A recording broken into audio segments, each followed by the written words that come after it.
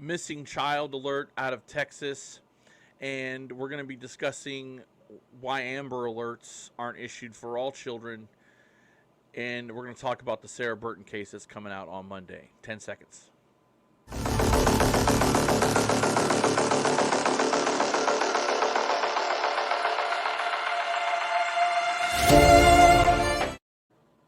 Good afternoon, Steve Stone here for the Grid Truth Podcast. Hope you're having a wonderful Friday. It's Friday, actually. The week has gone by fast. First and foremost, I want to get into an alert here. This young man is Christopher Ramirez. He is a missing young man from Texas, and I'm going to read real quick and put up this other slide here so you guys can see it. Christopher Ramirez from Plantersville, Texas, October 6, 2021. 3-year-old Christopher was last seen in Plantersville, Texas on 6 October 2021. Christopher has short brown hair and brown eyes. Christopher was last seen near his home at the 10,000 block of Deer Park Lane in Plantersville, Texas, which is in Grimes County. Christopher was wearing a bright green t-shirt, shorts, and red Mickey Mouse shoes. If you have seen Christopher Ramirez since his reported disappearance, or if you know his current whereabouts, or if you have any information whatsoever concerning Christopher's disappearance, please call the Houston Police Department at 832-349-1840. Again, 832-349-1840, or contact Texas EcuSearch at 281-309-9500. Again, 281-309-9500. That's Texas EcuSearch. Now, there's also the translation of that message in Spanish. Unfortunately, not one of my strengths. We need to talk about this because this is something that I've harped on a long time. I understand the purpose of the Amber Alert in regards to kidnappings, and that there is criteria that need to be met. I'm just going to say this. This is a 3-year-old boy, and an Amber Alert should be issued. I did check the National Center for Missing and Exploited Children, and there is only one active national Amber Alert, and that's for Summer Wells. Again, I don't know any of the specifics on this case, just from what we've got from the readout from Texas EcuSearch. I also want to thank several of our followers, some of our Grim Guardians here on the page that have posted this. Thank you. And I encourage anytime that there is an alert for a missing person, post it. And if we can get on air and on Facebook, and we can post this on YouTube as well, maybe we can get some movement in this. So, again, if anybody has seen this young man, I ask you to contact the Houston PD, 832-394-1840, or contact Texas EcuSearch, 281-309-9500. I don't know what to say other than we have to do a better job when it comes to children.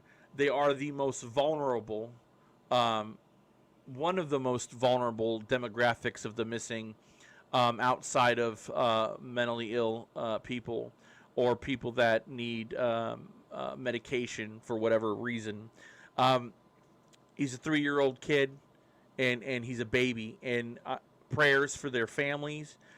Prayers are going out to law enforcement, and I ask everyone. This little boy, he's just adorable, and I think that there needs to be more done than just an Amber Alert. An Amber Alert has so many things attached to that, resources, and there just has to be a better job with this. I'm sorry.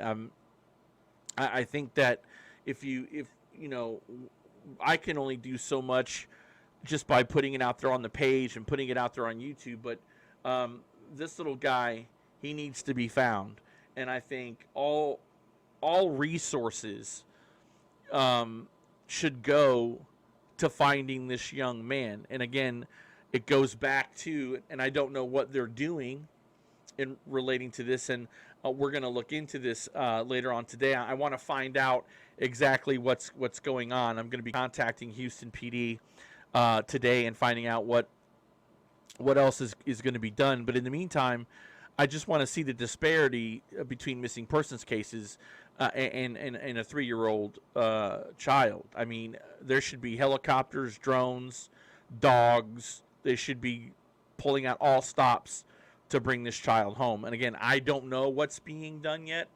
We are going to find out, and once we do, we'll make sure we get it out to you. Again, just one more time, if you have any information on Christopher Ramirez, please contact the Houston PD or Texas EcuSearch at the number provided. And if I've gone too fast, press pause on the video and get those numbers out there. It's very important that we find this young man. The other thing I want to discuss real quick is that of the Sarah Burton case. I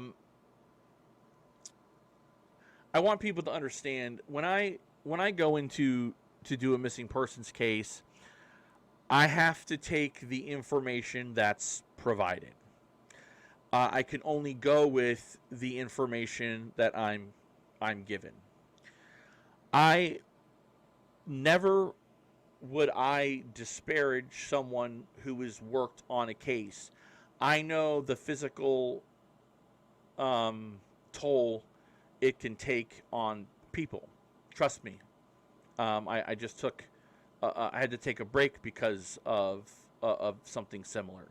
So I'm not disparaging anyone who works on missing persons cases. I just want to say that when it comes to Sarah Burton, there's a lot we don't know. There's a lot I don't know, and there's a lot of information that can be shared, and there's information that can't be shared.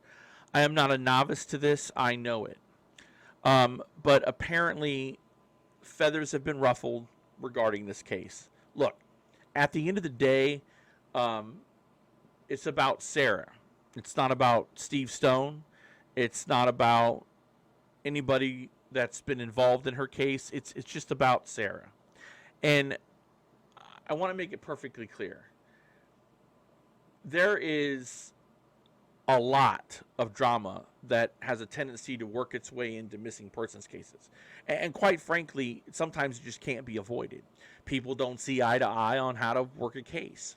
Or people may not agree with what law enforcement's doing or what an advocate might be doing. And that's why it's important for the family to make sure that they have somebody kind of quarterbacking these cases. I got some flack yesterday from a family member, and I just want to say, in no way am I trying to ruffle feathers. My job as a journalist / advocate for the missing is to tell the story, because Sarah deserves to be found, and if law enforcement is working the case, fantastic. When that's what we want.